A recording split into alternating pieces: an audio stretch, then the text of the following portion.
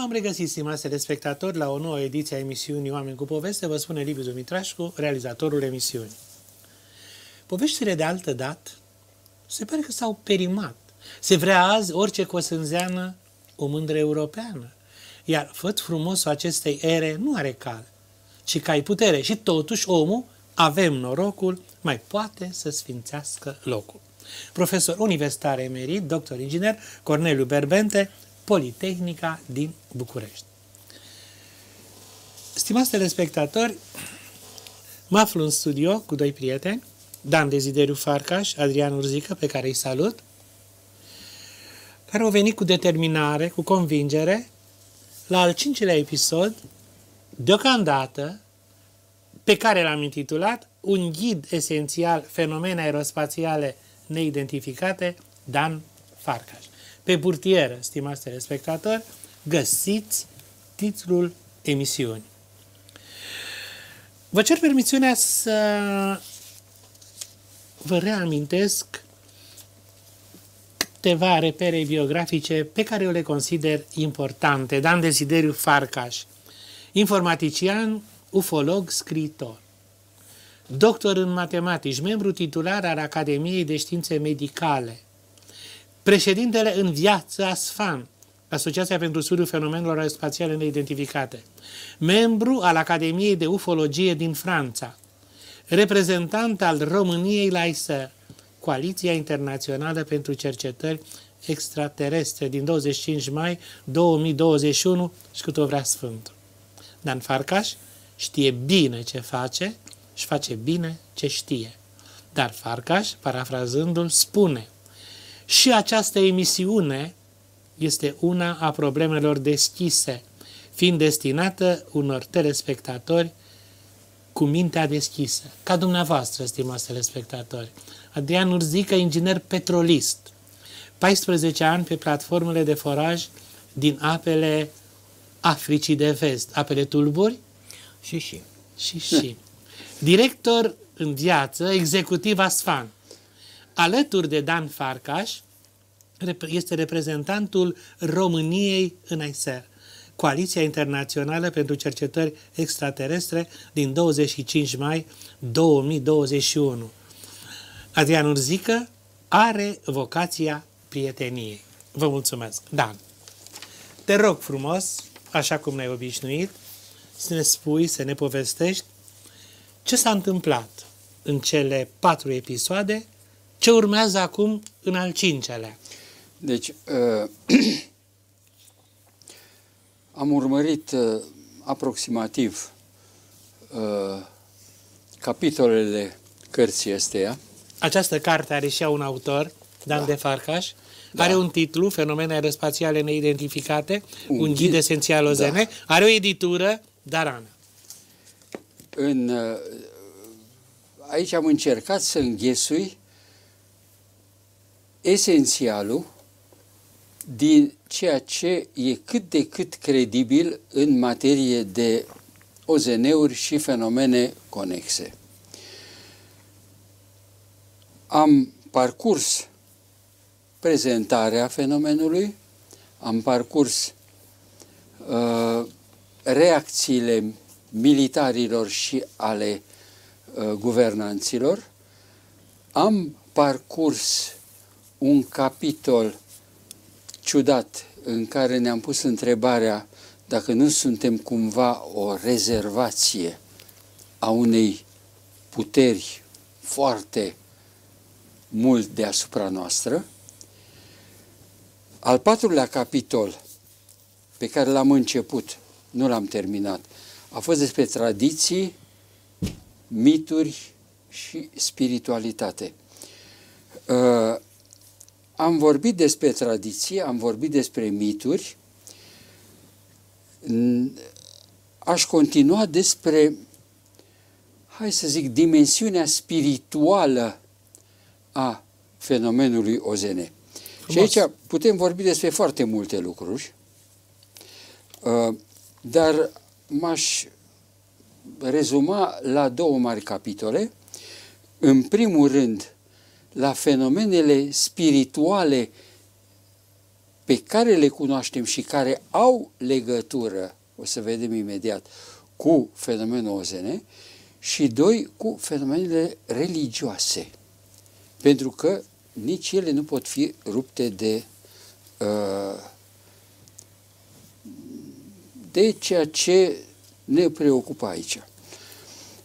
Venind vorba de fenomenele spirituale, bineînțeles că oamenii care au un pic de școală o să spună, dom'le, spiritul este ceva care, nu știu, poate că trece pe lumea aia altă, poate că nu știm sigur. În orice caz, biserica are răspunsul la chestia asta, dar noi, în viața de toate zilele, suntem materialiști, știm foarte bine că masa e masă, boala e boală și așa mai departe, și chestia cu spiritualitatea, asta o lăsăm pentru unii mai ciudați. Ori lucrurile nu sunt chiar așa. Și aș vrea din nou să aduc exemple din zona militară, pentru că zona militară este, din păcate, una care e credibilă. Aș vrea ca să mă refer un pic de la spionii psi. S-a întâmplat undeva în anii 60 că americanii, care erau la vremea aceea destul de speriați de avansul rușilor cu spațiul cosmic, au auzit că rușii au niște metode zise paranormale sau în diverse alte moduri, prin care, între altele, pot să spioneze și pot să transmită informații pe alte căi decât pe cele, eu știu, obișnuite, electromagnetice. Au spus că probabil că e o prostie, dar ce ar fi dacă ar fi adevărat? Și în acest sens, în 71, CIA-ul, încă o dată, fac aluzie la CIA, între multe altele, pentru că CIA-ul a devenit relativ transparent dacă vine vorba de lucrurile vechi. Dacă vine vorba de lucrurile vechi. Exact. Deci, mergând pe site-ul CIA-ului, o să găsiți o mulțime de lucruri legate de ceea ce urmează să spun eu acum. Te rog. De altfel, ceea ce urmează să spun eu acum este complet desecretizat la ora actuală și s-au scris nu știu câte cărți, numai în limba română câte cărți sunt traduse,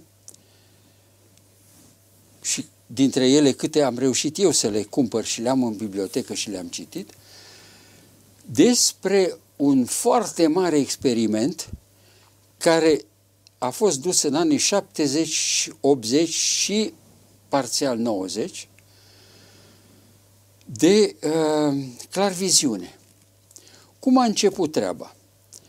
CIA-ul a spus, uite, dăm o sumă modică, nu știu, vreo $50.000, unor clarvăzători și să ne demonstreze că ei pot să vadă la distanță niște lucruri la care alminteri n-au acces. Chiar așa se numesc, nu? Clarvăzători. Nu știu, ei au spus remote viewer. Da. Deci remote viewer în englezește sună văzător la distanță. Eu am tradus clarvăzător pentru că nu avem un alt cuvânt mai potrivit. Da. Dar nu este ăla care vede în viitor, nu este ăla care... Deci este cel care vede ceva ce este în altă parte. Și au găsit la început câteva persoane care chiar aveau renumele că pot să facă lucrul acesta. Unul dintre ei a fost Ingo Swann. Și acest Ingo Swann a fost chemat la un institut de cercetări, foarte interesant, Institutul de cercetări Stanford Research Institute, care nu are nicio legătură de altfel cu Universitatea Stanford, decât că e în aceeași locație, în aceeași localitate și oamenii, sigur, aveau legături și la universitate. Ulterior le s-a spus, nu vă spuneți așa, și atunci și-au schimbat numele SRI Internațional. Da, în sfârșit,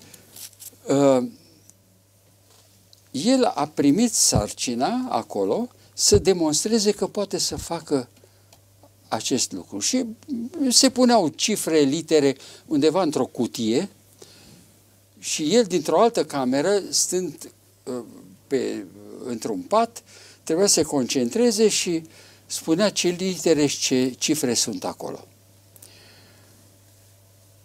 Ulterior, deci au fost vreo 2-3 care au fost angajați în treaba aceasta. Ulterior s-a spus, ok, am văzut, merge, dar noi am vrea ca să folosim asta pe scară largă. Deci am dori să fie 100-200 de oameni pe care să instruim să facă această vedere la distanță. La care Ingo Swann, care la rândul lui mai fusese cobai într-o serie de alte institute de cercetare a vederii la distanță în stilul acesta, cercetările în sensul acesta cred că au început în secolul XIX în mai multe țări, deci tradiție exista. El cunoștea de la Institutul Monroe, acest Monroe era un tip care și el avea capacitatea de a vedea. El spune că ieșea din corp, se ducea undeva la mare distanță și vedea acolo un lucru. Pe urmă se întorcea și povestea ce a văzut. El a câștigat atât de mult cu treaba aceasta încât a putut să înființeze un institut care să cerceteze fenomenul și în care el a mai făcut niște măsurători. De pildă, a pus electroencefalograful pe capul ăluia care zicea că el iese din corp și se duce, să vadă, domnule, ce unde cerebrale există, etc., etc., de genul acesta. S-a constatat că undele teta sunt niște unde speciale, 4 cicli pe secundă. În momentul în care creierul are această stare de unde teta, atunci capacitatea de a vedea la distanță este maximă. Și atunci omul a spus, pe dai simplu, luăm un aparat și băgăm în creierul omului undele teta. Cum poți să le bagi? De exemplu, îi pui ceva la urechi, în dreapta îi dai 100 de herți, în stânga îi dai 104 herți. Și în creier va exista o bătaie. Deci, când cele două unde se suprapun, dau o bătaie de 4 herți, 4 cicli pe secundă. Și așa au făcut și au constatat că, într-adevăr, pot induce în creier ciclul de 4 bătăi. Și omul, dintr-o dată, putea mai ușor să ajungă acolo unde voia să vadă ce este. Ok. Până la urmă, într-un an sau 2 sau cam așa ceva, acest Ingo Swann, în Institutul de Cercetări de Stanford Research Institute, care a primit $50.000 de la CIA pentru acest proiect, a putut să creeze o tehnologie prin care un om oarecare, luat de pe stradă, supus unui antrenament cu niște puncte foarte bine stabilite, devenea capabil la sfârșitul antrenamentului să se dedubleze, să se ducă undeva, să vadă ce e acolo și să raporteze. Problema a fost mult mai complicată decât asta cu 104 Hz. Între multe altele,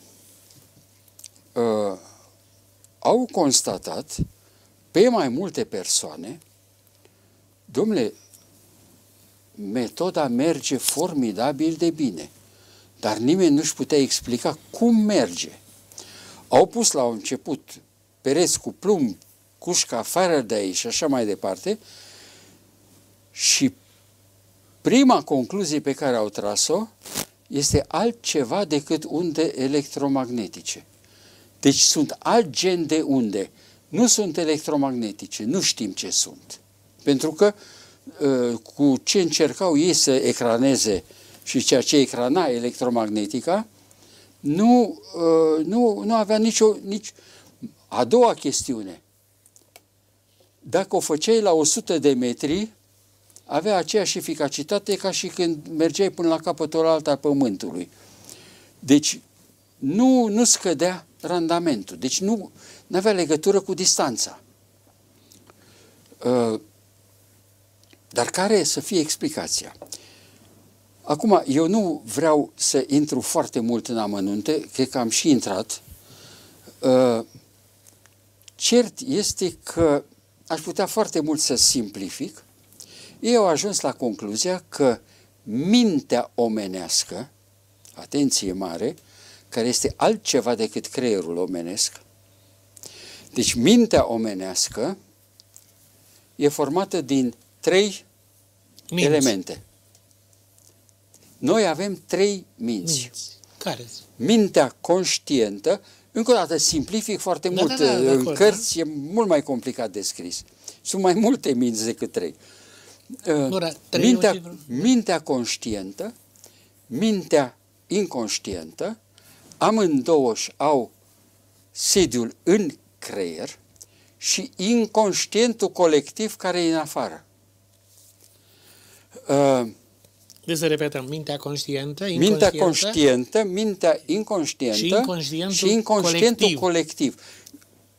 Toți suntem legați la... Nu știm ce e inconștientul colectiv, dar el există, și el dă seama de tot ce există, unde sunt oameni, unde sunt, și depozitează niște lucruri omenești. Deci în univers.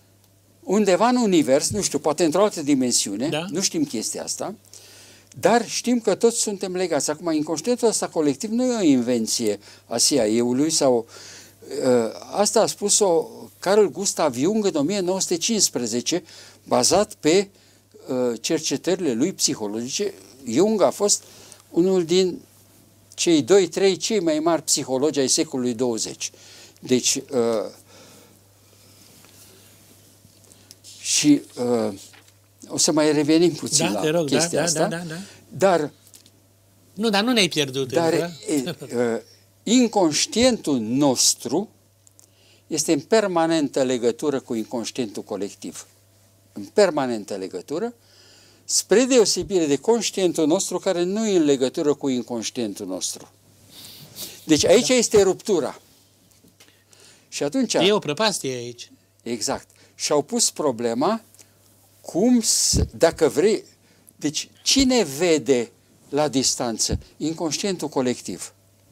Dacă vrei să vezi la distanță, problema nu este decât să spargi această barieră între conștient și inconștientul meu personal, că de acolo în continuare merge ușor. Deci asta a fost lucrul la care au ajuns ei și atunci au spus, trebuie să facem în așa fel încât să dialogueze conștientul cu inconștientul meu. Fac aici o mică paranteză.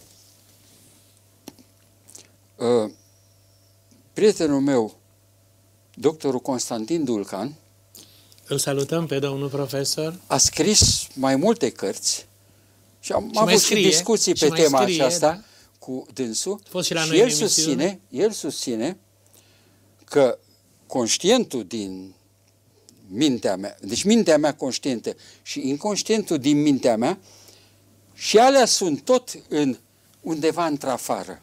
Mintea de dincolo. Și creierul meu nu este decât un fel de... Mintea de dincolo. Creierul meu nu este decât un fel de radio, emițător-receptor, care lucrează cu mintea aia care acolo este, de fapt. Și, de fapt, face o legătură. Aici putem discuta. Da. Deci, e mai simplu să ne imaginăm că mintea noastră și inconștientul nostru, deci mintea conștientă și inconștientă, e în capul nostru. Bun. În condițiile astea, de ce nu putem să intrăm în legătură cu inconștientul? Tot ei au răspuns. Simplu. Conștientul nostru este ca o lumină extraordinar de puternică, pe când inconștientul vin niște pâlpăiri. Pâlpăirile acestea se pierd în momentul în care am lumina puternică a conștiinței. Ce ar trebui să reduc? Să reduc conștiința la minimum, până când devine aproape inexistentă. Și în momentul ăla, luminițele inconștientului vor ieși la iveală. Primul pas câștigat. Al doilea pas câștigat, eu să fac în așa fel încât să poată dialoga inconștientul meu cu conștientul meu. Și au elaborat, acest Ingo Swann, cu echipa, au elaborat un fel de dicționar prin care inconștientul putea dialoga cu conștientul, dar conștientul redus foarte tare. Spune, era suficient ca omul să citească un ziar înainte ca să vrea să intre în starea aia și deja nu mai era bun. De ce? Pentru că ziarul ăla dădea loc la cuvinte, cuvintele luminau conștientul și nu reușeai să-ți reduci conștientul la acel minimum. Deci, reducerea conștientului la acel minimum era secretul. Pentru asta, în acei 2 ani, oamenii făceau exerciții de antrenamente, la pregătire. Antrenamente, da? Dar s-a mai descoperit un lucru, asta o spun în paranteză, că în antichitate erau persoane care inhalau niște gaze otrăvitoare, la Delphi, de exemplu, în subteran, la oracol, da? Și își pierdeau conștiința aproape total. Conștiința. Și puteau dialoga cu inconștientul care le furniza informații. În America de Sud există șamani care beau ayahuasca, o băutură de asta care iarăși te tâmpește, dar intri în legătură cu inconștientul și cu lumea de dincolo, aia care o vezi în inconștientul colectiv. Deci, metoda este pe undeva cunoscută. Toată treaba era ca ei să o facă într-un birou și în momentul în care treaba a început să meargă, atunci a fost predată armatei. Că armata a spus, și acum noi vom antrena câteva sute de clarvăzători care să stea cu ochii pe submarinele obiectivele rusești, și în momentul ăsta lui Ingo Swann au spus, domnul Ingo Swann, noi vă mulțumim, dar știți, aici e armata. Și s-a terminat. S-a terminat colaborarea cu el. Între timp, el pregătise niște instructori care au preluat această metodologie și proiectele au primit diverse denumiri. Da, Văzut, da. Un proiect este denumit Stargate. Aici avem și o poză, dar, mă rog, e numai capitolul, proiect Stargate. Da. Să lămurești puțin, da, ce-i cu el? Da. Deci era Star și de ce gay, da? Stargate, numele acesta de proiecte se alegeau la... Iată, 1994, da? Deci a funcționat din 75 până în 95. În 95 s-a întâmplat ceva. Nu mai erau bani? Mai degrabă era altceva. A ieșit la iveală Tărășenia Și cineva, undeva acolo unde se dădeau banii, a spus, domnule, adică asta e o metodă cu care orice contribuabil poate fi spionat acasă în viața lui particulară? Da. Ăștia au spus, da. Păi, și asta plătim noi din bugetul de stat? Da. Bineînțeles că au găsit niște metode, au găsit niște colaboratori din interior care abia așteptau. Imediat au plecat din armată și și-au înființat niște institute separate de clar viziune contra cost pentru întreprinderea care plătește. Așa afacere. Și ei spun, între multe altele, că a continuat toată treaba, deci că inclusiv Saddam Hussein a fost descoperit într-o groapă prin această metodă, pentru că ei puteau localiza persoanele și când voiau să le localizeze, le localizau cu metoda asta. Sigur, nu numai cu metoda asta. Da. Coroborau mai multe metode, dar, spune, au aflat cu surprindere că metoda asta a dat mai multe, ca procent, mai multe rezultate pozitive decât alte metode. Așa că n-a fost o metodă de lepădat. Bineînțeles că dacă întrebi oficial, o să spună, da, zice, se făceau că urmăresc niște și în fond n-a fost nimic. Nu e adevărat, a fost, pentru că n-ar fi rezistat 20 de ani diverse proiecte dacă n-ar fi funcționat. Acești clarvăzători vedeau și la locul respectiv și lucruri care s-au întâmplat în locul respectiv. Partea interesantă este că au descoperit, deci ei făceau în felul următor, că a folosit și poliția treaba asta. Trimiteau clarvăzător, a fost un accident undeva, și trimiteau clarvăzătorul în locul respectiv al accidentului. Și spunea, te rugăm să spui ce vezi. Și omul spunea, în dreapta e cutare, în față e cutare, în stânga e cutare. Bine, încă o dată, era dialogul prin acel vocabular ciudat care a fost pus la punct.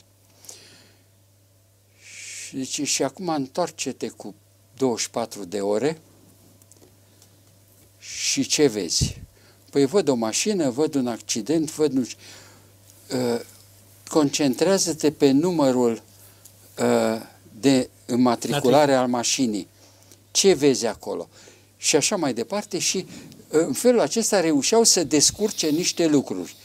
Dar ceea ce este absolut surprinzător, acest inconștient colectiv, că așa i-am spus până acum, da.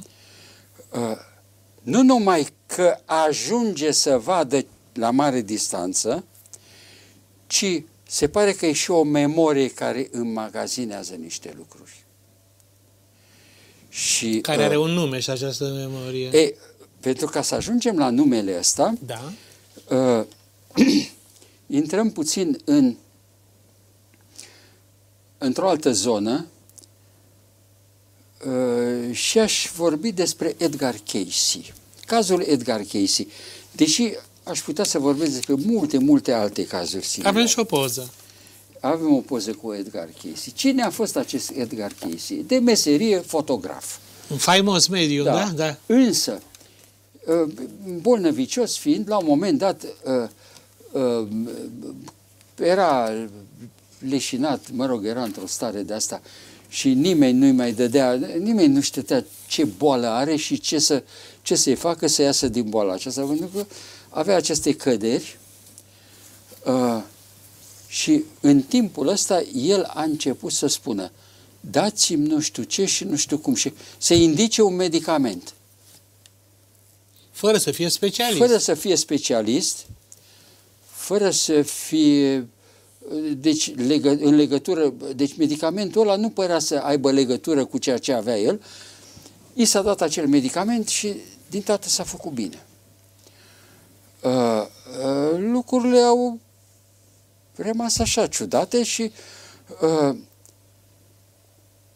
lui s-a mai întâmplat ceva asemănător, a mai dat niște sfaturi, treaba a devenit cunoscută, au venit unii oameni să întrebe, domnule, dar n-ai putea să dai un sfat și în cazul cutare? Și încet, încet, el cădea într-o anumită stare, el era în stare să-și inducă să cadă într-o anumită stare și, în paranteză, reducând lumina conștiinței.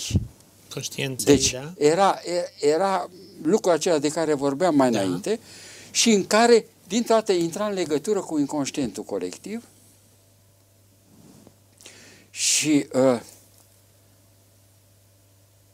de exemplu, venea o persoană care spunea că are nu știu ce sau suferă de ceva și el spunea, văd persoana, forțele universale ar putea să-l ajute dacă i s-ar da nu știu ce medicament. După ce se trezea, tipul habar n-avea ce a spus. Am vorbit eu de forțele universale, tipul era și foarte credincios, între multe altele, în nu știu care biserică de asta protestantă, neoprotestantă, el era și predicator. Cu ce succes! Da, și bineînțeles că știa Evanghelia pe din afară. Putere de hipnoză, de asemenea? Da, nu, mai puțin. Autohipnoză era. Da. Deci era o autohipnoză.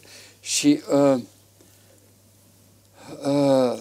el era ușor indignat. Cum adică el știa de Dumnezeu când era treaz, când era în starea aceea, vorbea numai de forțele universale. Și l-au întrebat toate, domnule, cum procedezi?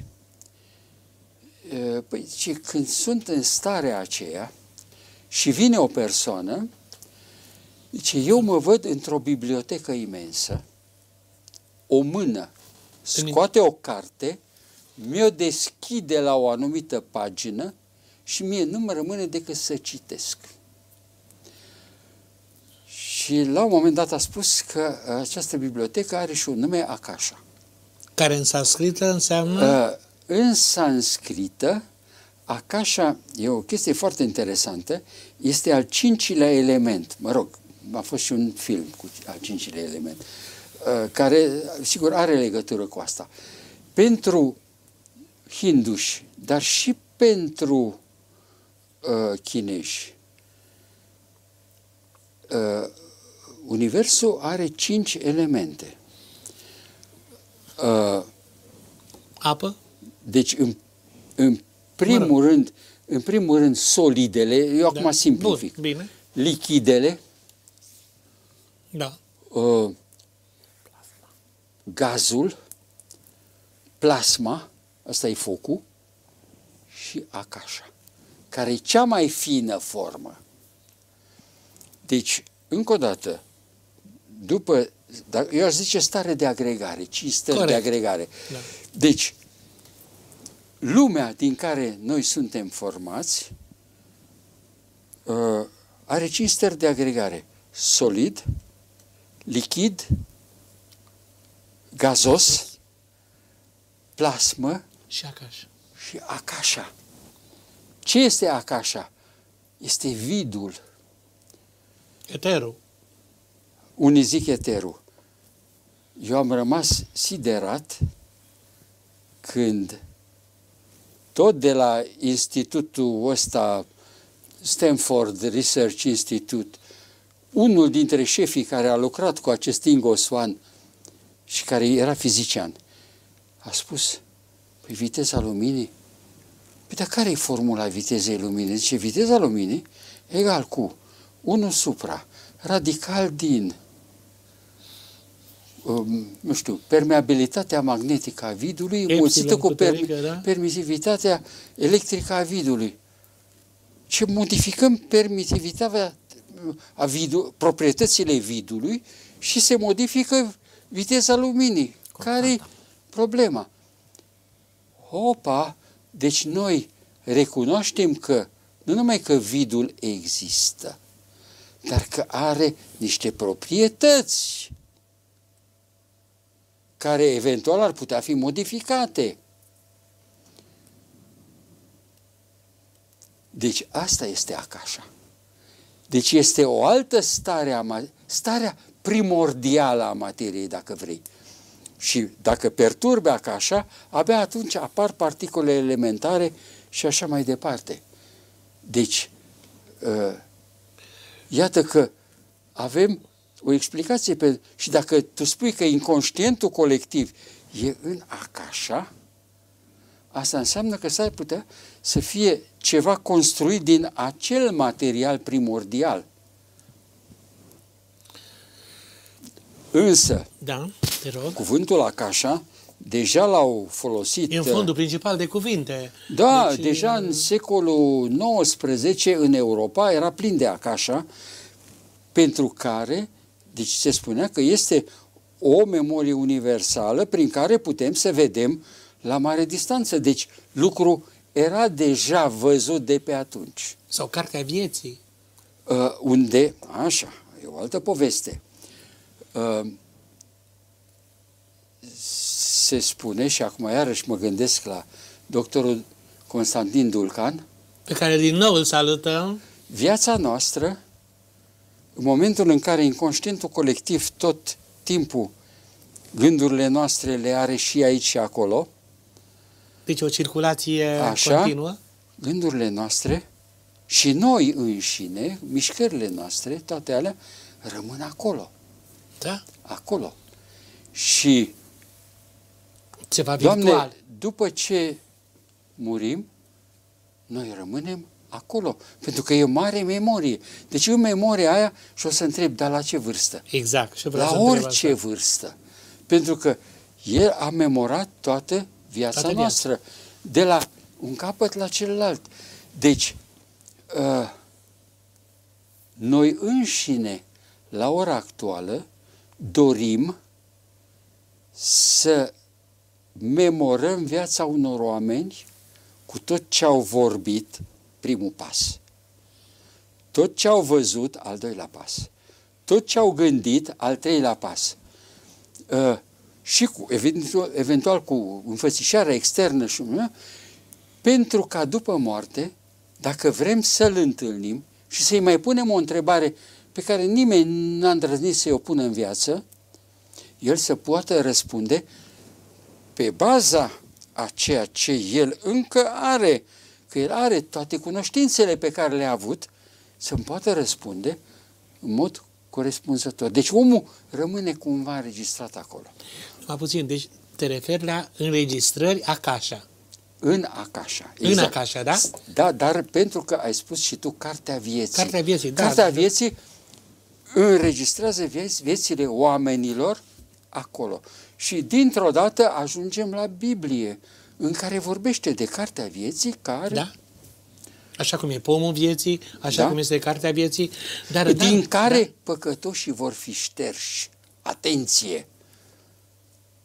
Deci nu merită să-i mai înregistrăm și pe ăștia. Am înțeles. Dar vreau să spun un lucru.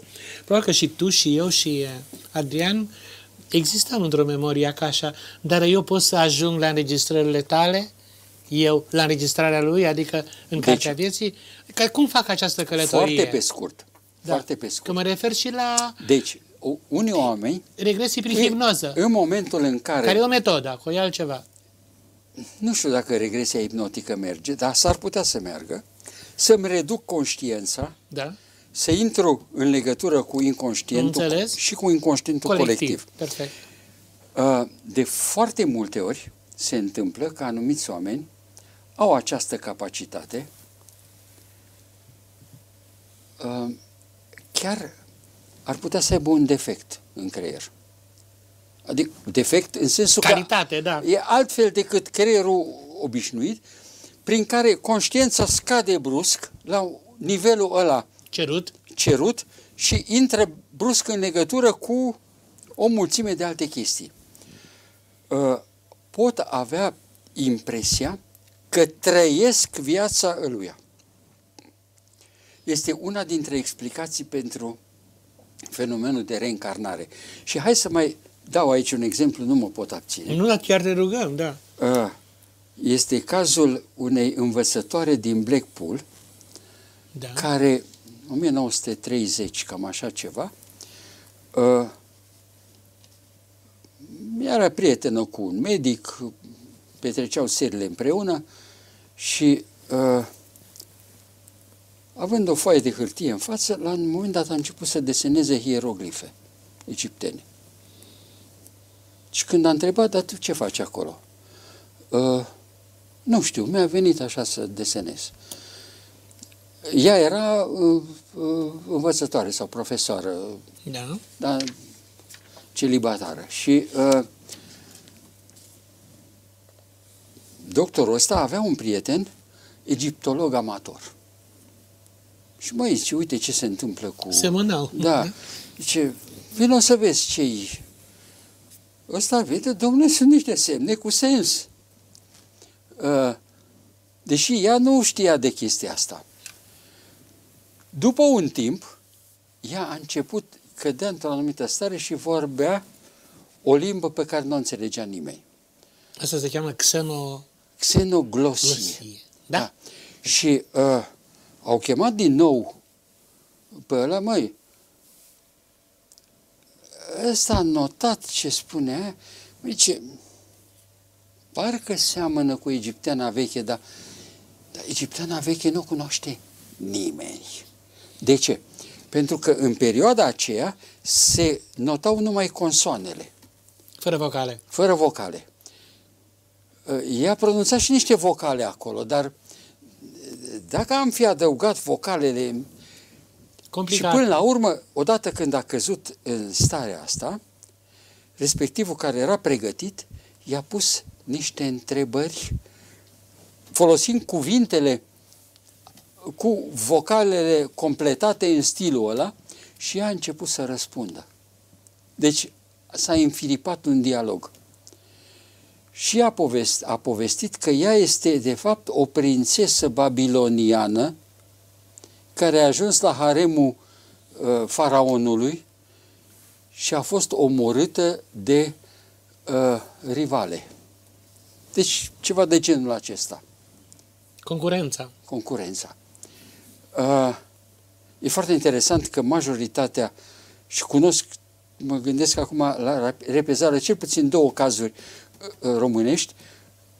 În ambele cazuri, omul, când a simțit că e o viață precedentă, a rememorat momentul morții. Și în cazul acesta, iarăși, era vorba de, ok,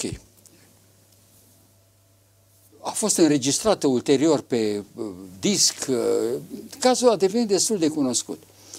Și au chemat alți egiptologi care nu mai erau amatori și care au rămas uimiți. Și... Deci cazul e cunoscut. Problema este alta. Nu, să nu uiți să ne explici, să faci vorbire și despre scriere automată. Bineînțeles, și scrierea automată, da? S-ar putea să vină. Carte, da? Bun. Persoana simte că îi se dictează. Exact. Dictarea automată. Da. Dar deci există undeva un ceva de unde există o compulsie, ceva care ne obligă să acționăm să vorbim ceva, Hai să mai spun încă o poveste, că nu știu, ne pierdem. După aceea o să spun și eu acel cuvânt magic. Da. Dar numai după ce ne spui această poveste. Suntem Adrian, suntem la Oameni cu poveste. Și ce frumos povestește. Un pier de vară din America. Din America. Dintr-un trib. Devine vagabond, devine alcoolic la vârsta de 11-12 ani. Pleacă de acasă, înrolat în armată, trimis pe linia întâi în al doilea război mondial, este aproape omorât de către nemți, părăsit într-o tabără cu oia care trebuia să fie îngropați, când nemții s-au retras. 2 ani a stat în comă, la început nici nu știau cine este, că n-aveau așa, și când în sfârșit și-a revenit, l-au identificat că e soldatul cutare, nu știu ce, când în sfârșit și-au revenit, prima întrebare care i s-a pus, a spus, cine ești? Cum te numești? Să vadă dacă mai are... Zice, sunt pictor. Mă numesc Vasili Kandinsky.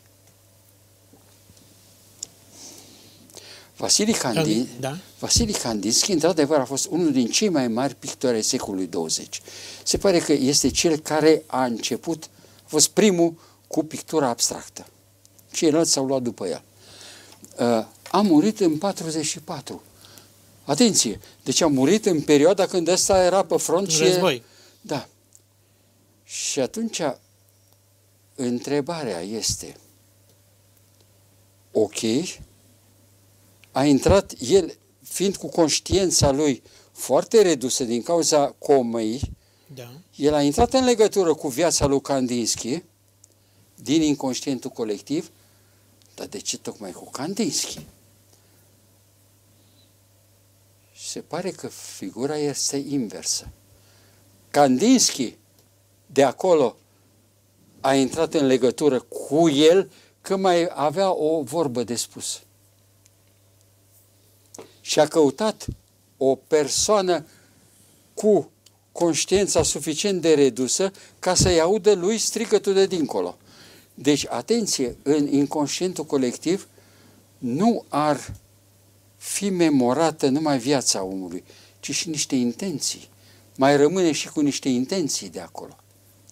Să facă ceva ce n-a făcut în timpul vieții.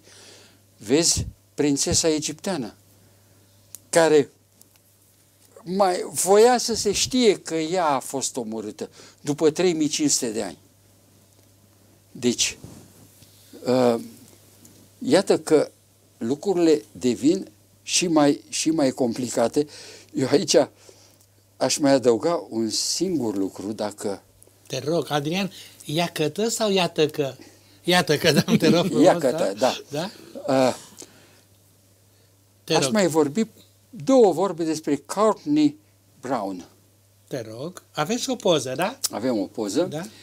Din poza asta nu vă dați seama de mare lucru, decât că e un băiat fain. Tipul profesor universitar de sociologie, care după 95 în Georgia, nu? În statul Georgia din Statele Unite,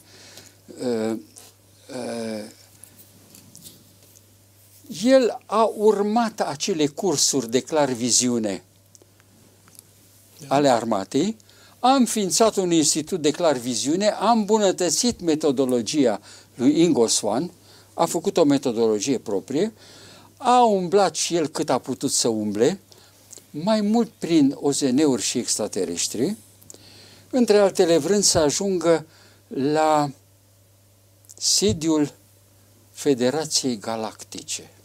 Asta și-a propus el. Și acolo zice că a văzut niște oameni, de obicei, ăștia spionii psi, când se deplasau într-un loc, vedeau în dreapta ceva, în stânga un om, nimeni nu-i vedea pe ei. Da. În momentul acesta însă toți îl vedeau pe el. Și spuneau, ce bine că ați venit și voi, pământenii. Țineți minte, noi contăm pe contribuția voastră, vă așteptăm cu multă răbdare, dar să știți că nu ne veți putea contacta niciodată decât sub forma aceasta. Psi. Deci, mă rog, dacă vrei, prin inconștientul colectiv și așa mai departe. Pentru că ființe fizice n-ar putea coordona galaxia, zic ei. Deci, dintr-o dată, este o aluzie la faptul că ne confruntăm cu niște ființe spirituale, nu cu niște ființe fizice. Niște ființe spirituale capabile să materializeze la o adică niște lucruri. Dar ele însele au o libertate totală în univers, fiind ființe spirituale undeva la nivel de Akasha, nu de nivel de materie electromagnetică. Da. Deci,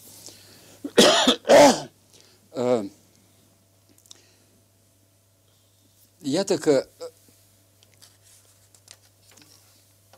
și cu asta chiar aș face o pauză, pentru că vreau să trec la capitolul următor, care iarăși este foarte, și anume la conexiunea religioasă. De acord. Adrian, vrei să mai completezi cu ceva? Nu, a fost absolut nemaipomenit, ar mai fi într-adevăr de spus, dar probabil că într-altă, fiindcă s-ar întinde foarte mult. Nu, foarte pe scurt, nu, dacă nu, poți după? Expunerea a fost excelentă. Da. Apropo de Akasha, părerea mea este că în afară de interfața pe care a folosit-o Casey, probabil că mai sunt și altele, eu mai cunosc câteva din scrierile care mi-au căzut în mână, spre exemplu m-a impresionat fenomenul Valentina, vine cu altă... Valentina e româncă? Da. Și a fost descrisă de domnul Florin Gheorghiță într-o carte deosebită. Altă interfață, zic eu, total diferită și poate un pic mai altfel, mai largă. Apoi, probabil că Akasha nu este nu este un ultim nivel, probabil că mai sunt câteva peste. Din nou s-ar complica lucrurile foarte mult. Și din cauza asta mi se pare că este suficient ce a spus domnul Dan Farkas. Frumos. Da, adică lucrurile, încă o dată, nu pot să spun altfel decât sunt mult mai complicate decât încercăm aici să le explicăm pe înțelesul telespectatorului. Eu cred că... Bun. Vreau să respectăm și dorința lui Dan, da? Și legile televiziunii. Publicitate.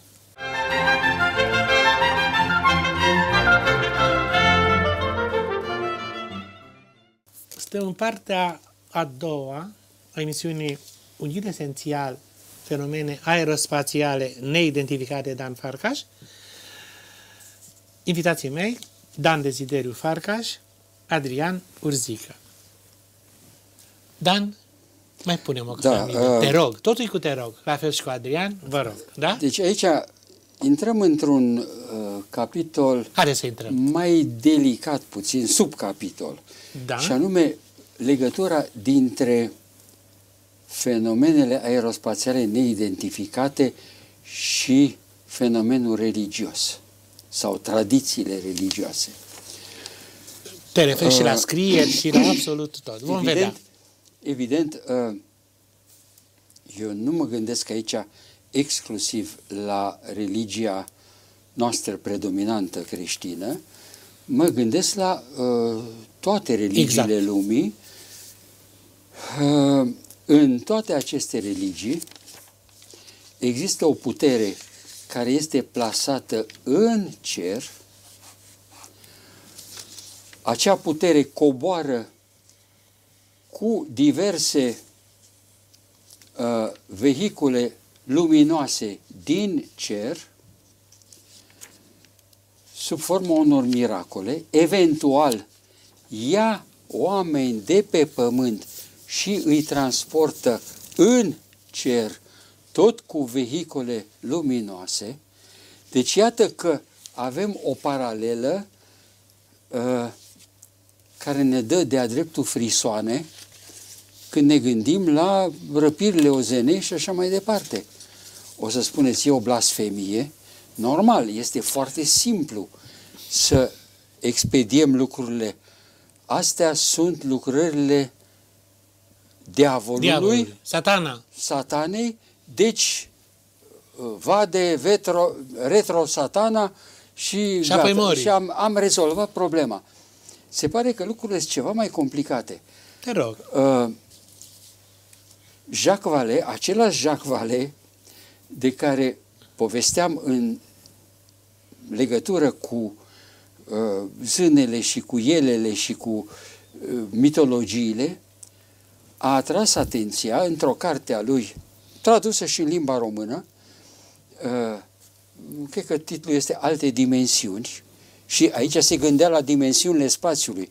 Deci nu cele 3 pe care le avem noi, ci că probabil că ăia vin din alte dimensiuni pe care fizicienii deja le pipăie la ora actuală. Fizicienii vorbesc tot timpul de 11 dimensiuni. Noi ne descurcăm mai greu cu 2 dimensiuni, da, bun. Da. Și, deci, în cartea lui Alte dimensiuni are pe câteva pagini 2 coloane. Pe stânga fenomene raportate la aparițiile Fecioarei Maria.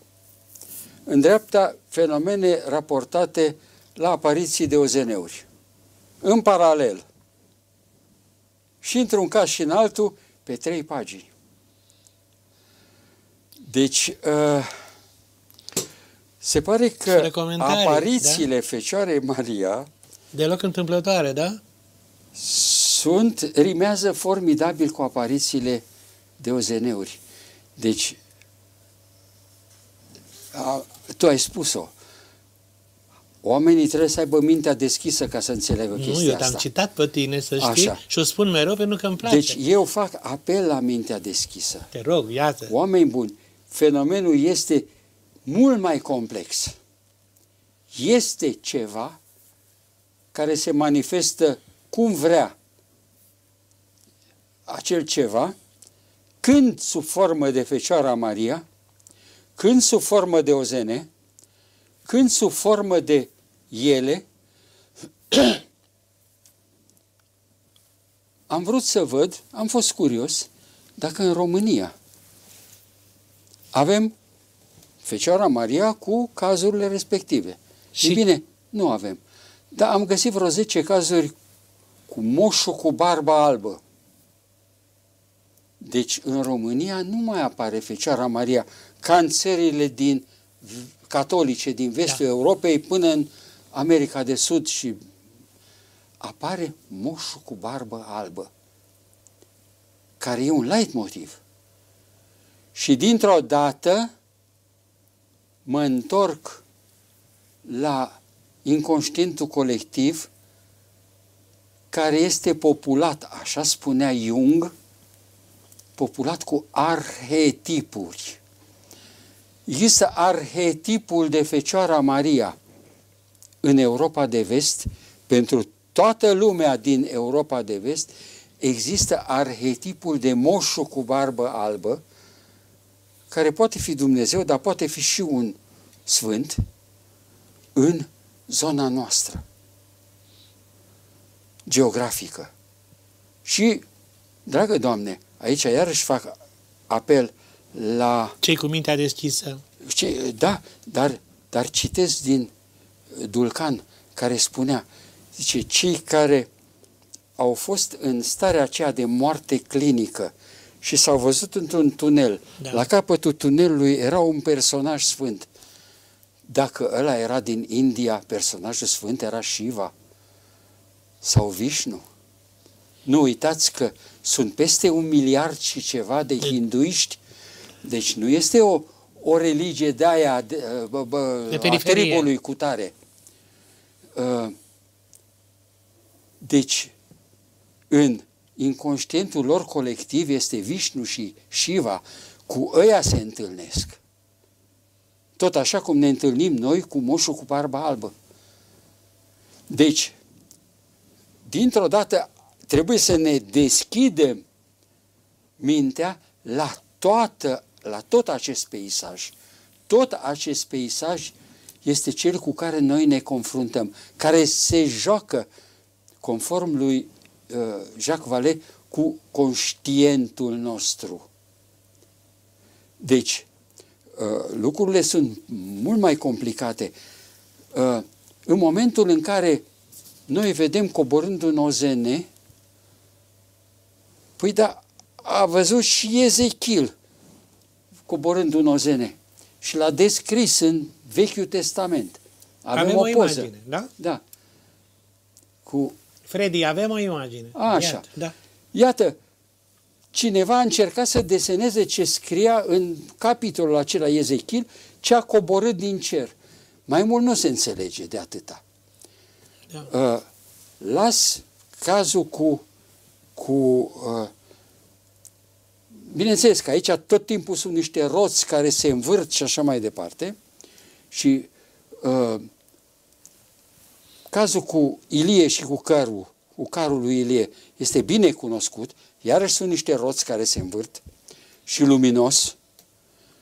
Dar te referi la Sfântul Ilie, da? Exact.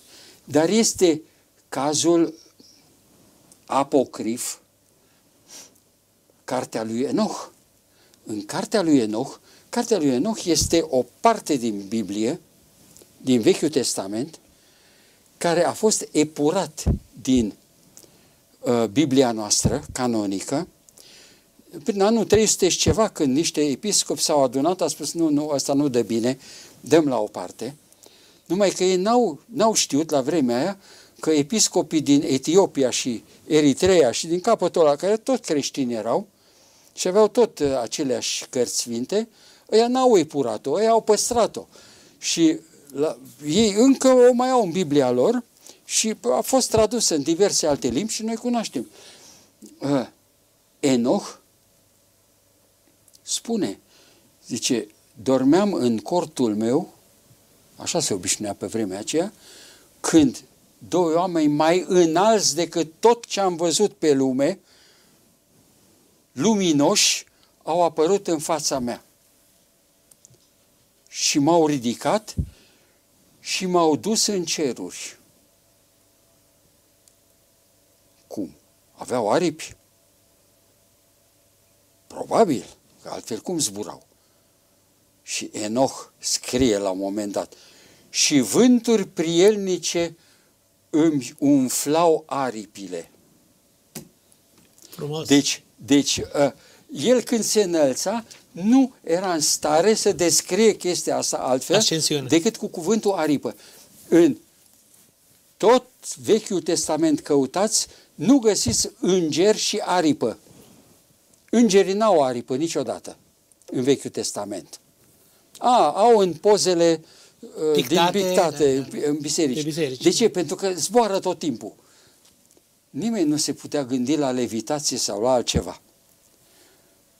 Lucru care ăia din OZN-uri aia levitează tot timpul. Merge pe pământ, dar merge cu câțiva centimetri deasupra pământului. Măcar atâta. Ca să nu... Exact. Și cum merge, da. Și, deci acest Enoch, Biblia noastră scrie numai atât despre el. Și a umblat Enoch cu Dumnezeu și Dumnezeu l-a luat ca să nu vadă moartea. Atenție! Deci e aceeași poveste ca și Ilie. A fost luat în cer și gata, nu s-a mai întors de acolo. Deci, bine, între timp și-a scris cartea.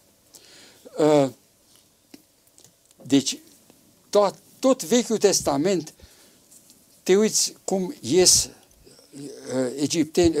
israelieni din Egipt.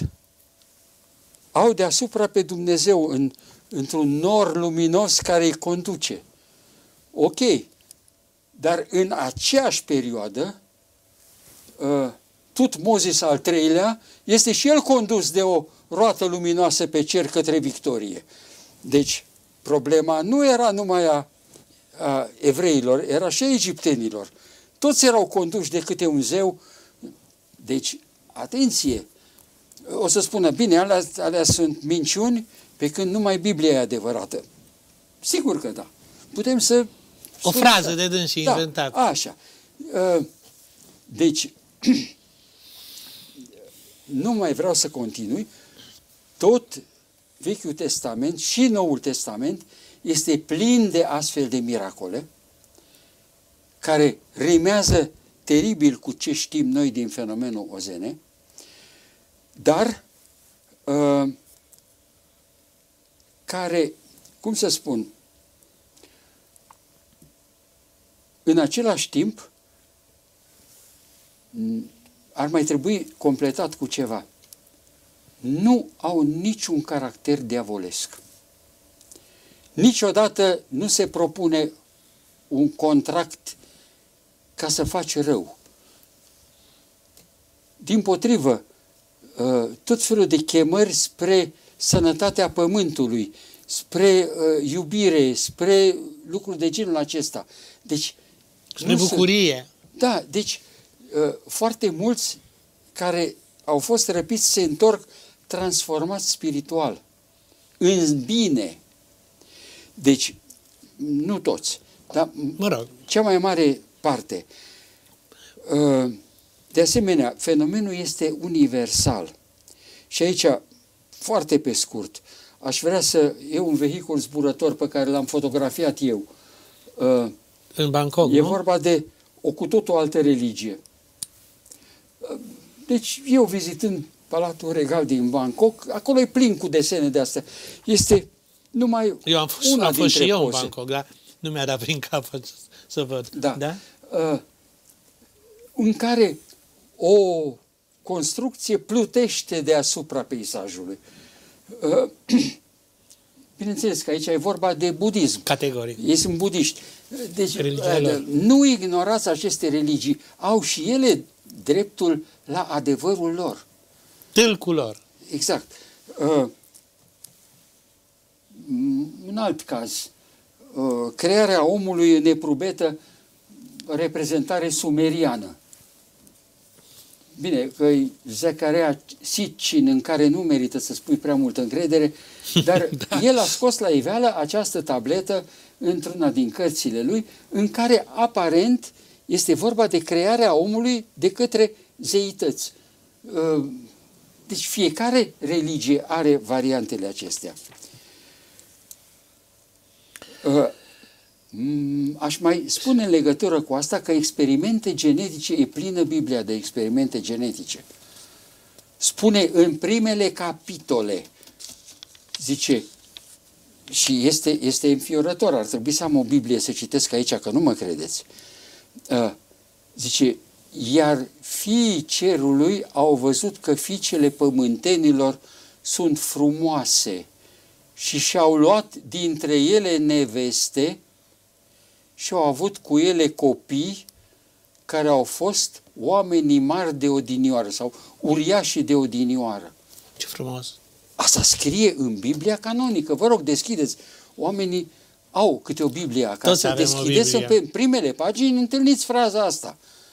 Păi stai puțin, fiii cerului sunt îngerii. Da? Îngerii cum pot să aibă copii cu fiicele pământenilor? Inginerie genetică, poate. Dar și mai sigur este că oamenii aceia mari, blonzi, luminoși, înalți, nordici, nu știu ce, de care vorbesc o mulțime de Da. rapoarte OZN, sunt aceiași cu îngerii. Și sunt o rasă din specia umană dezvoltată undeva în acele rezervații anexe de care am vorbit în emisiunea trecută și care sunt compatibili genetic încă cu oamenii și au putut să aibă copii cu el. Bineînțeles că era o încrucișare de rase care lui Dumnezeu nu i-a plăcut. Cel puțin așa spune. Pentru că asta nu mai spune Biblia, nicăieri. Spune cartea lui Enoch. Ea a zvârlit în niște văgăuni pline de jar pe îngerii care au păcătuit în felul acesta. Deci, dar în același timp, îl vedem pe Dumnezeu făcând experimente genetice. În cartea lui Enoch scrie în felul următor. Al nu știu câtelea patriarh a fost Matusalem. Nu, fiul lui Enoch a fost Matusalem. Deci, următorul patriarh după Enoch. Da.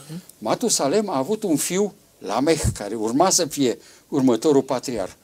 Și lui Lameh îi se naște un fiu. În momentul ăsta, el își vede fiul și trebuie să pronunțe un cuvânt. Probabil că ăsta era obiceiul. Ăsta este fiul meu. Pentru că niciodată nu știai. Pater semper incertus est. Și el se uită și spune, am îndoieli.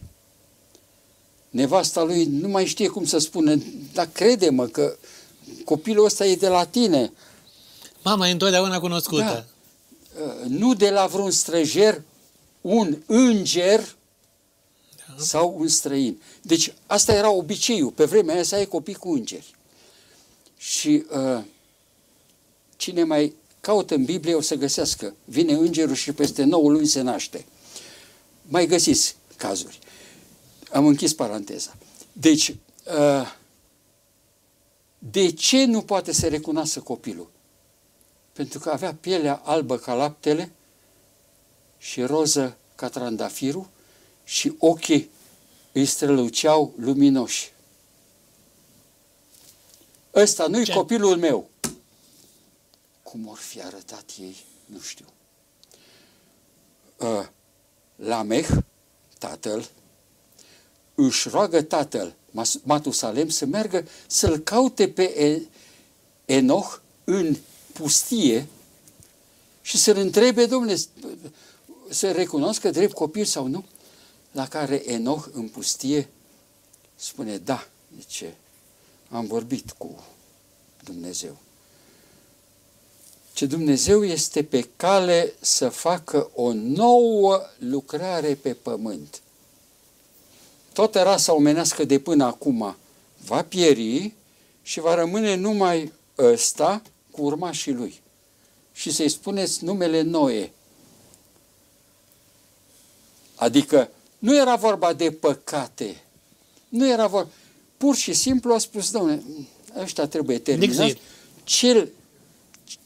Hibridul reușit este Noe și de la el se va continua. Acum, cât e de adevărat, cât nu e de adevărat. E o poveste. Dar denotă că existau niște manevre, manipulări, inginerie genetică și pe vremea aceea, pentru a îmbunătăți rasele umane. Deci, iată, ne întrebăm de ce sunt răpite femei, de ce sunt însămânțate, de ce hibrizi, pentru că lucrarea continuă și la ora actuală. Dan, cuceritor admirabil. Adrian, te rog pe tine, am putea găsi o explicație, cel puțin eu sunt în căutarea unei explicații la tot ceea ce a spus, Dan. Capitolul 5 din cartea asta, chiar așa se numește, am ajuns la capitolul 5, în căutarea unei explicații. În căutarea unei explicații, da? Te rog. Da, te rog să-ți tragi sufletul.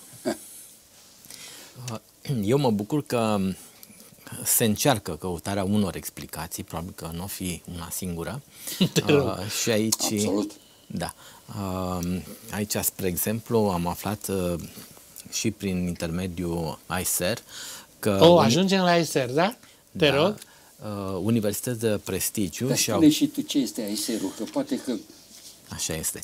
ICER este o coaliție internațională pentru studiul extraterestrilor, din care face parte domnul Dan Farkas. Deci România, reprezentată prin Dan, sunt tine. 29 de țări. 29 de țări, acum 27 erau înainte, aproximativ 39 de membri, după câte știu, cu posibilitatea de a se extinde, care încearcă prima dată să conștientizeze umanitatea de existența entităților extraterestre și se implică în cercetarea artefactelor care ar putea să probeze această existență. Și nu numai atâta. În legătură cu aceste activitate, spre exemplu, proiectul Galileo, care este desfășurat la Universitatea Harvard, și propune să descopere aceste artefacte. Deci prin artefacte înțelegând chiar rozeneuri. Chiar rozeneuri, da, așa este. Chiar sau rozeneuri, da. Alte urme sau alte semne sau tot ceea ce ar putea să trădeze că nu suntem singura inteligență din univers și cu atât mai mult nu de aici. La fel, așa cum v-am spus, am fost încântat că sunt universități de prestigiu, cum ar fi Rice University din Statele Unite, o universitate veche care a preluat aceste probleme paranormale și de ufologie și le-a pus în mediul academic, o treabă deosebită. La fel știu că în Porto este Universitatea Fernando Pessoa. Aici activează și unul dintre membrii ICER, Francesco. Și ICER-ul e pus cumva în legătură cu această universitate. Da, este o legătură foarte bună. Proiecte comune. Exact, asta este foarte interesant, că are proiecte comune, că așteaptă proiecte care să ducă la elucidarea anumitor probleme în acest domeniu. Adrian, numai puțin. Da. Înțeleg că bilunar, da, cel puțin bilunar. Într-o zi de... Într-o noapte de... Într-o noapte, da? Da, noaptea e un sfernic bun. Nu, dar trebuie din Peru, Chile, Argentina și până în Noua Zeelandă trebuie să găsești o oră potrivită tuturor. Un numitor comun. Și care e ora potrivită? A României, 12 noaptea. Am înțeles, da? Pe mine m-ar interesa și cred că și pe telespectatori. Care este poziția mediului universitar față de ufologi?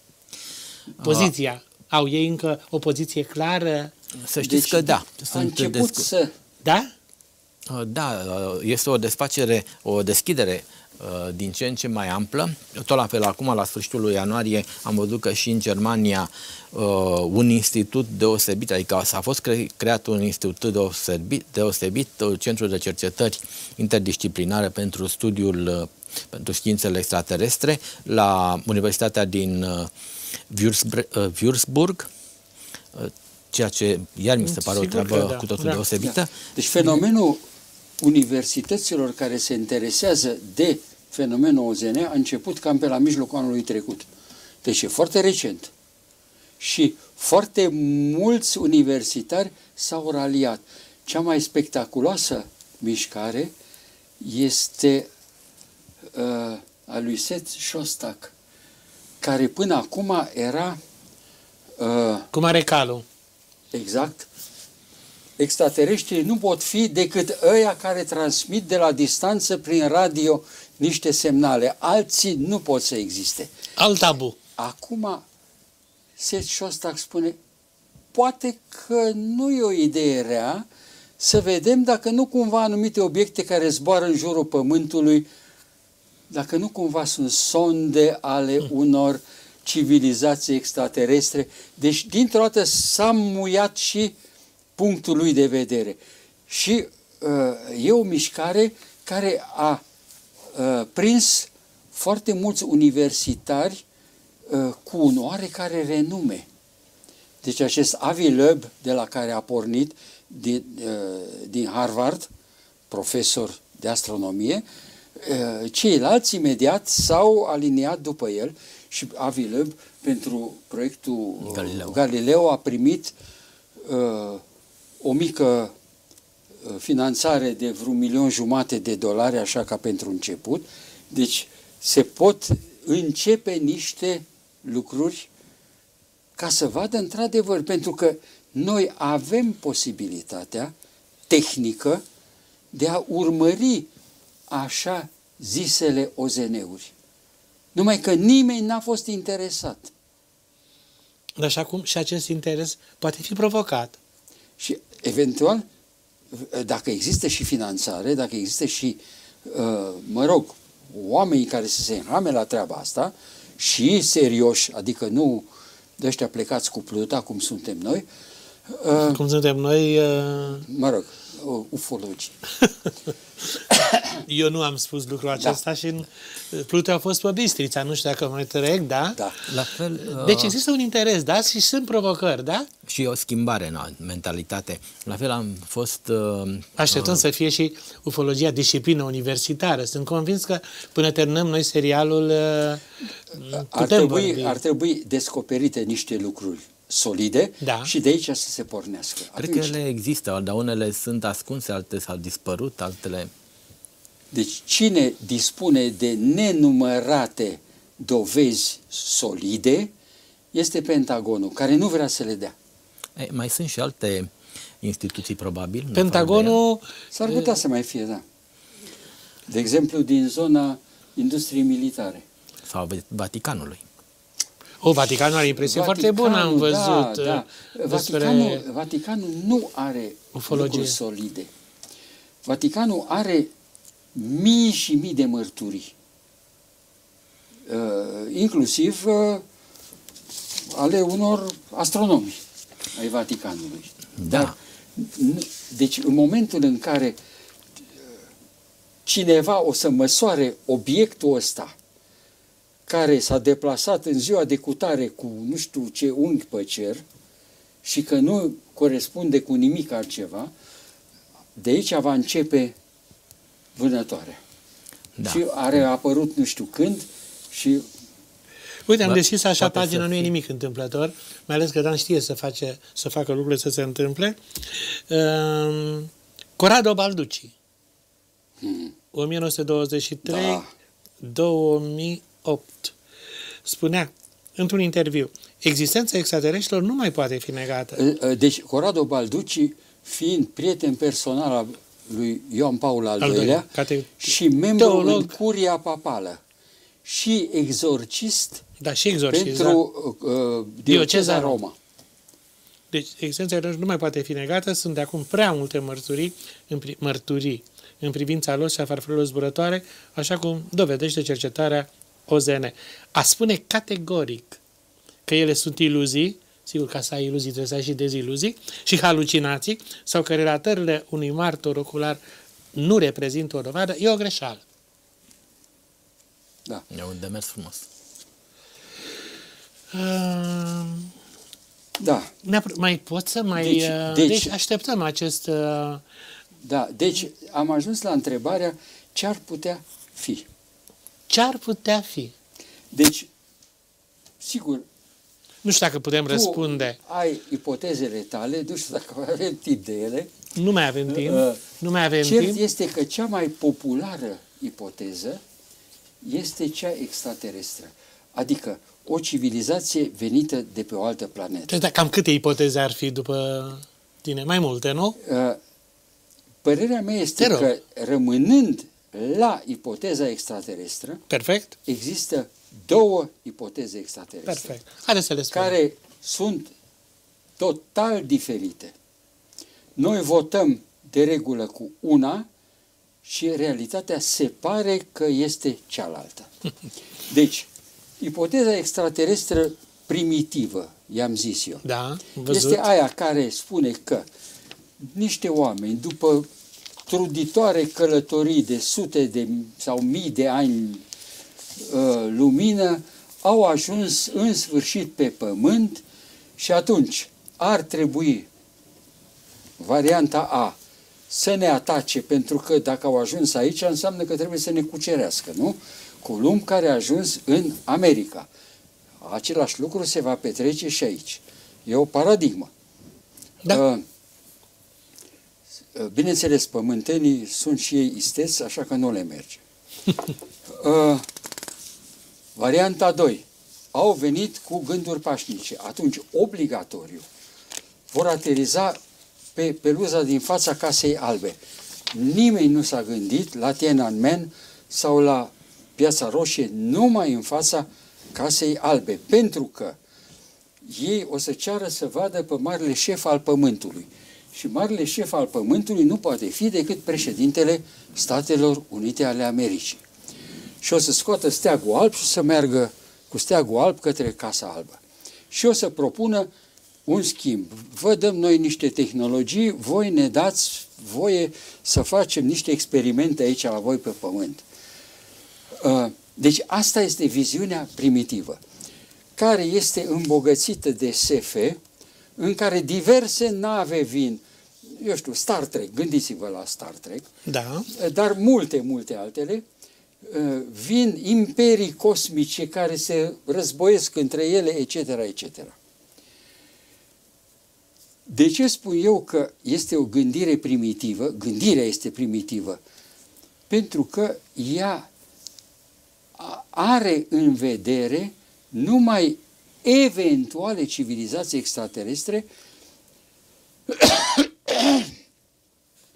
care diferă față de noi cu cel mult 1000 sau câteva mii de ani. Deci cam cât eram noi Columb era față de băștinașii din Puerto Rico. Deci, făcând un calcul, și acum aș îndrăzni, mai avem un pic de timp să facem un calcul. Te rog. Ai nevoie de un calculator? Da? Nu. Nu, dar eventual aș cere să se concentreze cei care ne ascultă. Da. Noi trăim într-un sistem solar. Ce înseamnă asta? Înseamnă Soarele în mijloc, o mulțime de planete care se învârt în jur și aceste planete sunt la o distanță rezonabilă de Soarele din mijloc și urmează un gol imens. Luminii trebuie cel puțin 4 ani până la prima altă stea, care este un alt sistem solar. Lumina de la Soare până la noi face 8 minute, de la noi până la prima stea face 4 ani.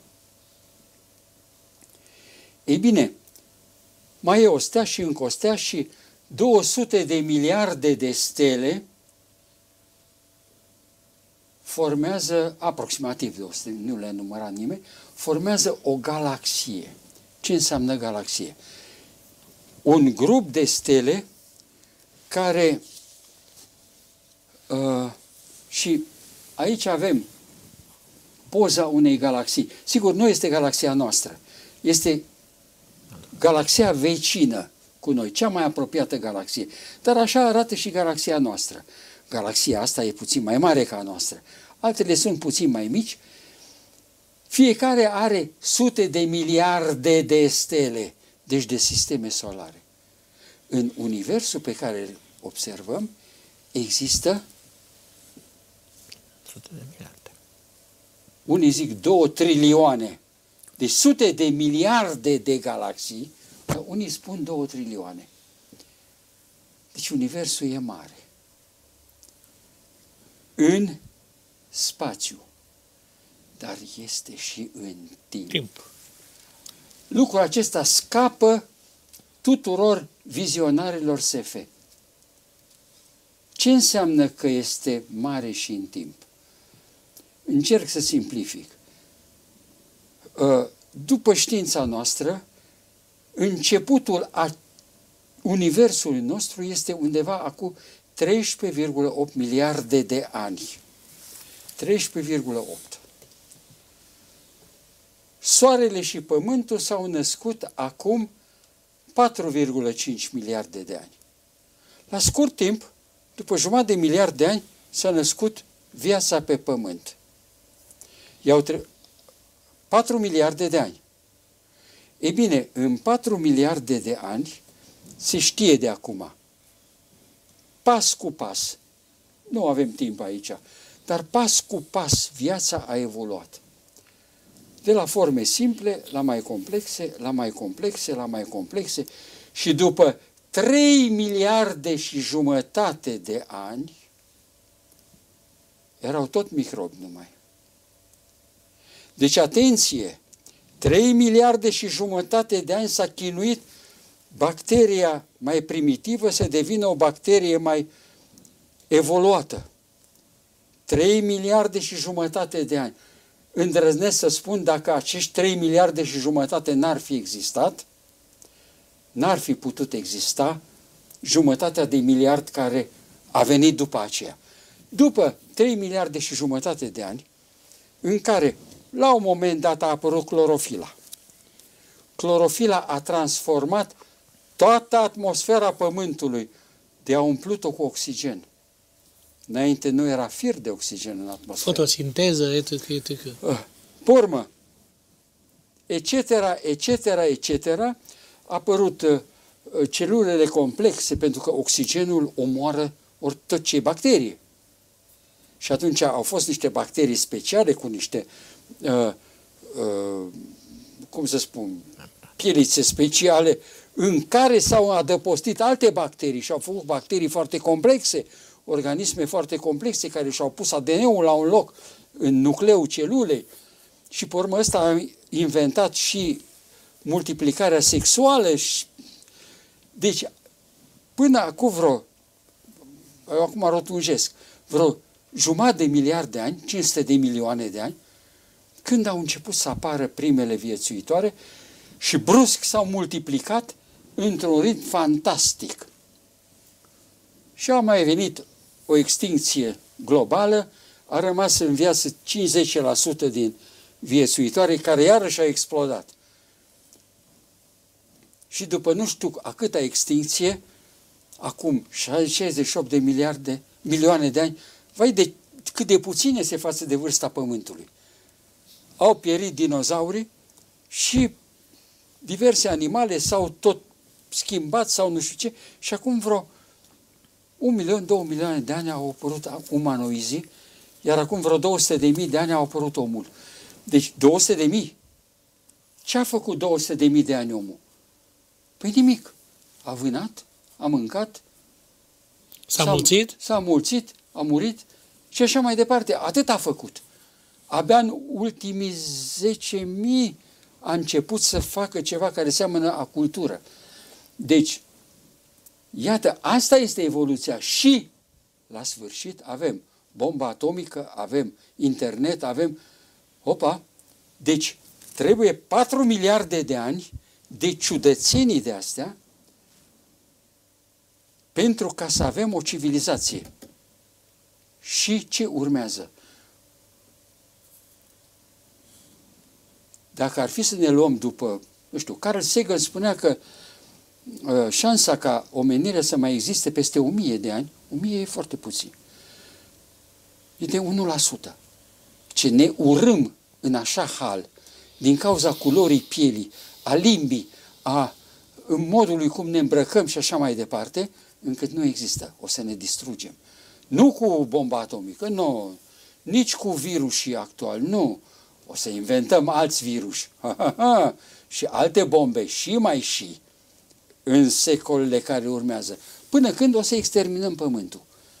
Șanse de a rămâne 1%. Asta spunea Carl Sagan. Alții fac calcule asemănătoare.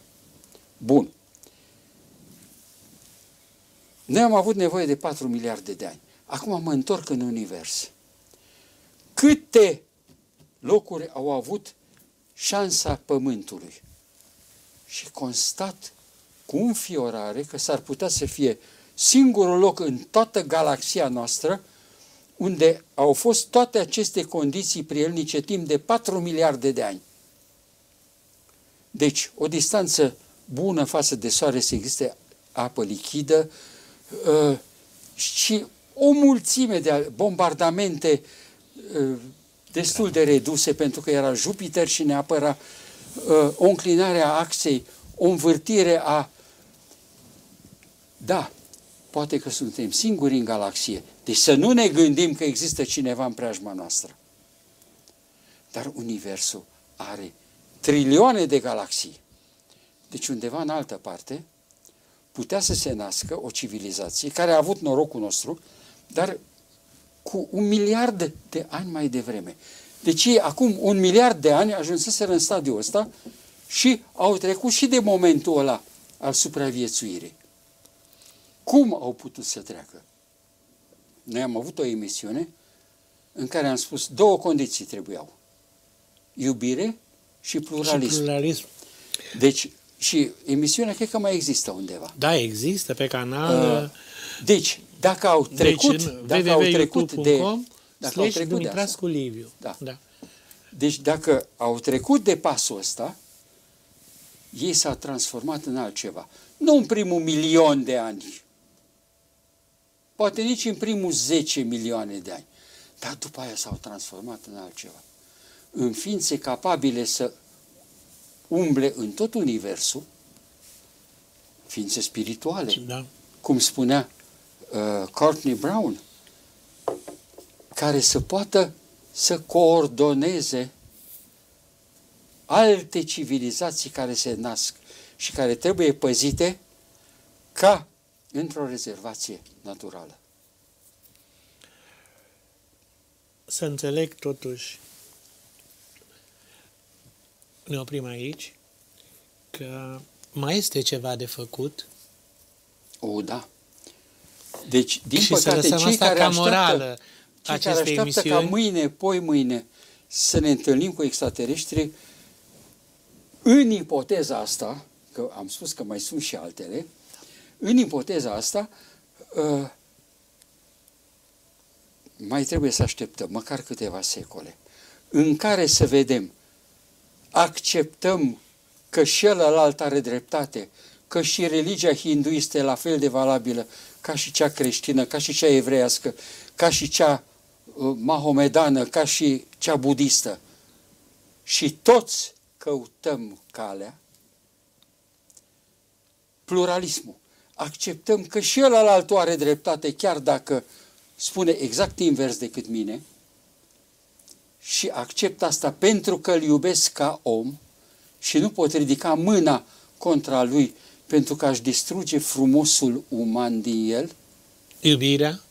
Nu să trag cu tunul pentru că vreau o palmă de pământ în plus și îl omor pentru că ăla e un ticălos și am învățat de la toate jocurile de calculator cum trebuie să omor inamicul cât mai eficient și am fost educat în stilul ăsta, ăla e răul, eu sunt cel bun. La de dincolo spune la fel.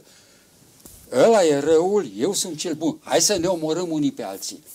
Și poate vom reuși, dar dacă reușim să trecem peste nebunia asta, atunci poate vom deveni și noi o hipercivilizație ca și alea care stau și ne așteaptă. Haideți să fim și noi civilizați, hipercivilizați. Și dacă puteți spune ce subiecte, cu ce subiecte veți mai veni, că am înțeles că o să mai vezi în emisiunile următoare și nu să-i provocăm pe telespectator. Să spui tu, Dan, că de-abia acum începe serialul nostru. Da, este greu să mai spun asta, dar în mod cert au rămas o mulțime de lucruri nespuse, o mulțime de lucruri care se găsesc în această carte. Fenomene aerospațiale neidentificate, și care n-am avut timp să le spun aici. Da, imaginile au spus mai mult decât... Și dacă telespectatorii o să vină cu întrebări interesante, am putea să facem, de pildă, o sesiune de răspunsuri. Foarte interesant. Dar nu amânăm pe la toamnă sesiunea, nu? Știu. Deci acum o sesiune când s-au adunat suficient de multe întrebări interesante. Bun. Foarte frumos. Adrian?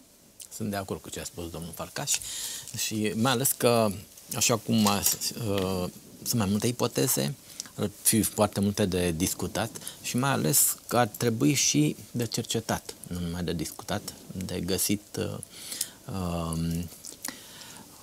de găsit anumite dovezi. Sigur că e foarte mult și ars longa vita brevis est. Deci nu... Și viața e grea, dar noroc spera că noi vom găsi soluția. Bun. Încercăm. Atunci, vă mulțumesc sincer. Sunt bucuros că vom rămâne împreună. Ne leagă și o prietenie. Absolut veche.